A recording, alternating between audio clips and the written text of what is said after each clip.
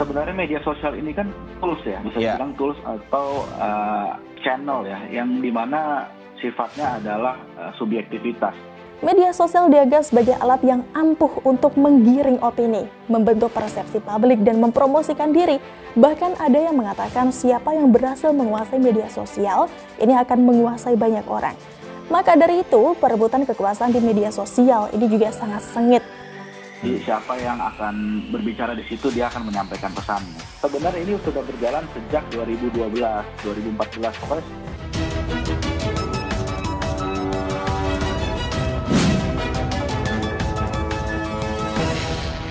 Tiap ada pilkada, bahkan pilpres, isu-isu propaganda ini udah sangat masif dilakukan, terutama di beberapa platform ya, seperti Twitter dan Facebook, yang cukup intens dan cukup keras terkait dengan kepentingan suatu kelompok. Dan ini yang membuat semuanya menjadi semakin fracture jadi semakin besar, jadi semakin berbenturan. Nah, ini saya rasa yang berbahaya. Waspada serangan ke akun pro NKRI, lalu kuasai medsos dan berkuasa di 2024. Politik memang menarik ya guys, apalagi saat menjelang pemilihan presiden. Riuh dan gegap gempita mirip acara besar semacam Piala Dunia atau bahkan Olimpiade. Sosok yang bertarung di Pilpres ini memiliki basis massa dan pendukung tersendiri. Mereka ini kadang adu debat, adu nyinyir, adu argumentasi, adu gagasan, hingga tidak jarang terjadi adu jotos. Putus pertemanan, retaknya hubungan keluarga, hingga kandasnya percintaan. Ini adalah salah satu dari sekian banyak kisah sedih berbau politik. Yang tidak kalah menariknya adalah adu penggiringan opini di media sosial. Masing-masing kubu berusaha menunjukkan kelebihan calon pemimpin yang didukung kepada masyarakat. Tidak jarang kedua kubu ini juga saling perang di media sosial. Ada yang menggunakan cara yang benar, tapi ada yang memakai cara yang busuk. Ada yang menggunakan hoax, ada pula yang menggunakan narasi hitam penuh fitnah. Ada yang barbar menghalalkan segala cara agar pemimpin yang didukungnya ini menang, tidak peduli apa dampak parahnya di masa mendatang.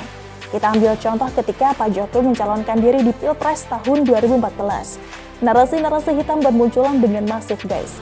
Salah satunya ini dari tabloid Obor Rakyat yang pertama kali terbit pada Mei 2014. Isinya adalah fitnah kepada Pak Jokowi dengan headline yang sangat biadab. Topiknya beragam, mulai dari Pak Jokowi anak Tionghoa, ayah Pak Jokowi adalah Cina, Pak Jokowi antek asing, Pak Jokowi capres boneka, Pak Jokowi didukung partai salib, deislamisasi ala Pak Jokowi, dan lain-lain. Masih banyak lagi. Tahun 2019 ketika Pak Jokowi kembali mencalonkan diri, pola busuk yang dilakukan pihak lawan ini kembali diulangi. Hanya saja ada sedikit bumbu agama dan ada pengerahan pasukan demo berjubah agama yang lebih intens. Fitnah tetap subur dan menjamur, kampanye hitam tetap merajalela. Politisasi agama, ulama, surga dan neraka sedang naik daun setelah dianggap efektif saat digunakan di Pilgub DKI 2017 lalu. Jadi status situasi yang tidak normal harus dinormalkan dulu. Nah, itu adalah ini, dan itu adalah pasti untuk melindungi ketertiban umum dan juga melindungi masyarakat. Namun yang kami lihat ini saat ini ya masih berbentuknya adalah kontra isu, kayak propaganda. Nah, ini yang harusnya menjadi PR bagi pemerintah. Bahkan sebelum itu, ini sudah ada kelompok Muslim Cyber Army atau MCA yang diduga terkait dengan Saracen. Mereka bertugas menyebarkan informasi sesat ke media sosial mengenai isu kebangkitan PKI, pembunuhan ulama, dan juga ujaran kebencian berbau sara. Jaringan mereka ini sangat besar dan menggurita, juga terkoordinasi dengan rapi guys. Tapi semua itu gagal total, tidak peduli segila apapun fitnah dan kampanye kotor yang dilancarkan. Pak Jokowi ini tak terbendung dan ditakdirkan jadi presiden selama 2 periode. Dan sekarang masih banyak pihak yang sudah ancang-ancang menatap tahun 2024. Sekarang tahun 2021, persiapan harus dimulai. 2022 siap bergerak. 2023 dan 2024 menghadapi pertarungan besar. Di zaman yang makin digital, media sosial dianggap sebagai alat yang ampuh untuk menggiring opini, membentuk persepsi publik dan mempromosikan diri. Bahkan ada yang mengatakan siapa yang berhasil menguasai media sosial, ini akan menguasai banyak orang. Maka dari itu, perebutan kekuasaan di media sosial ini juga sangat sengit. Beberapa hari yang lalu kita tentu tahu ada beberapa akun yang diserang.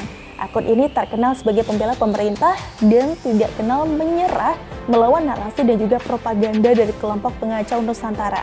Banyak sekali akun-akun lain yang akan jadi sasaran berikutnya. Why? Kenapa? Alasannya mudah, karena akun-akun ini dianggap memiliki pengaruh yang sangat besar bagi penggalangan dukungan kepada pemerintah. Mereka membuat pemerintah terkesan sangat kuat sehingga sulit sekali dikalahkan. Buktinya adalah Pilpres 2019 lalu. Serangan licik dan juga kotor pun tidak mempan. Politisasi agama yang dulunya laris bak kacang goreng pun juga menjadi tidak laku. Siapapun yang menjadi lawan pemerintah saat ini sudah cukup pintar untuk menyadari bahwa akun pembela pemerintah adalah rintangan penghalang yang sangat mengganggu. Maka dari itu dibuatlah narasi Buzzer RP, yaitu buzzer bayaran yang dipelihara oleh pemerintah. Buzzer RP perusak demokrasi, penghancur negara, biang keonaran. Label jelek berusaha disematkan kepada mereka. Narasi ini pun juga mengandung sebuah kode bahwa buzzer ini harus disingkirkan guys, tidak peduli apapun caranya. Makanya jangan heran beberapa akun menjadi ditarget dan akun ini pun juga dianggap sangat mengganggu. Alurnya juga cukup mudah dipahami. Akun pembela pemerintah ibarat benteng pertahanan. Begitu benteng dijebol, pasti menjadi lebih mudah untuk menyerangkan, dan harapan mereka sebenarnya mudah ditebak, yaitu menyingkirkan akun-akun tersebut satu persatu, terlepas apakah bisa atau tidak. Mereka tidak pernah kepikiran untuk adu debat atau gagasan. Mereka berniat menggunakan cara kasar, yaitu mematikan akun. Ini cara yang biasa dilakukan kalau kalah debat. Kalau cara lurus tidak mempan, mau tidak mau harus pakai cara yang barbar kan? Ibarat cinta ditolak, dukun pun bertindak. Mereka mulai gelap mata menggunakan jalan pintas non licik. Tentu saja untuk mengembangkan banyak akun sekaligus butuh dana yang tidak sedikit pula. Hanya pemain besar yang mampu melakukannya. Coba bayangkan ketika mereka berhasil menumbangkan akun-akun yang menjaga benteng. Apa yang terjadi kemudian? Mereka bisa dengan mudah menguasai ruang media sosial. Mereka lebih gampang menyebarkan narasi atau opini yang diinginkan. Berbagai isu apapun bisa dipelintir dan dijadikan sebagai narasi yang menguntungkan mereka dan juga merugikan pihak lawan. Untuk jangka pendek yang diincar adalah pemerintah. Pemerintah lebih mudah diguncang isu yang semakin tidak terkendali. Untuk jangka panjang, ini mereka ingin menguasai media sosial agar dapat mempengaruhi publik demi ambisi di tahun 2024. Bisa dibayangkan, kelicikan seperti apa yang akan mereka sebarkan jika tidak ada akun pembela pemerintah yang menghalau itu semua. Dan perlu diingat, sebuah negara bisa hancur karena propaganda, hoax, dan ujaran kebencian di media sosial. Lihat saja kerusuhan di Papua pada 18 Agustus 2019 lalu. Veronica Goma ditetapkan sebagai tersangka karena dituding menjadi provokator atas cuitannya di Twitter mengenai kasus yang terjadi di asrama mahasiswa Papua di Surabaya. Sebuah provokasi di media sosial bisa melebar ke kerusuhan besar. Konflik di Timur Tengah pun juga salah satunya juga karena media sosial. Jadi betapa berbahayanya jika kelompok sebelah berhasil membungkam semua akun pembela pemerintah. Selanjutnya, ini menjadi penguasa opini untuk kepentingan di tahun 2045 nanti. Media sosial bisa jadi alat perang sekaligus senjata politik. Jika propaganda mereka berhasil di media sosial, ada kemungkinan mereka akan menguasai negara ini. Pertanyaannya, apakah kita rela negara ini jatuh ke tangan mereka? Negara akan jadi apa jika dikuasai kelompok haus kekuasaan yang hanya mementingkan perut sendiri, mencari cara untuk mengeruk keuntungan sebanyak mungkin, dan bahkan penggila khilafah?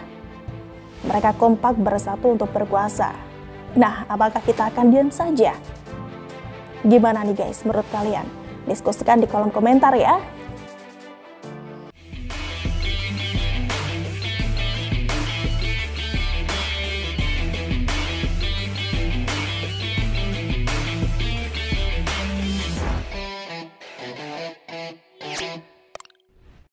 Jangan lupa untuk subscribe dan nyalakan lonceng notifikasinya.